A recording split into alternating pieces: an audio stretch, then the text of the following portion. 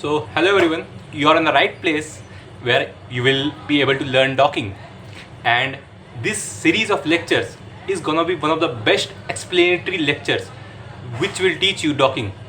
I will use autodock 4, I won't be using autodock Vina, and no command prompts, very easy explanatory way using only autodock 4 and OpenBabel software.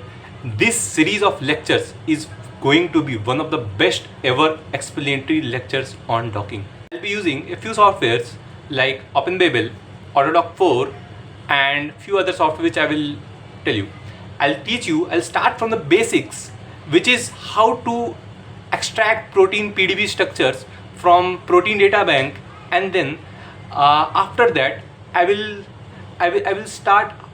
teach you how to extract these ligands and how to convert from SDF files to PDB files, and then from PDB files to PDB-QT files, and then we'll start docking.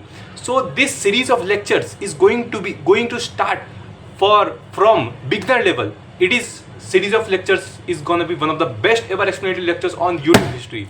So goodbye, stay tuned.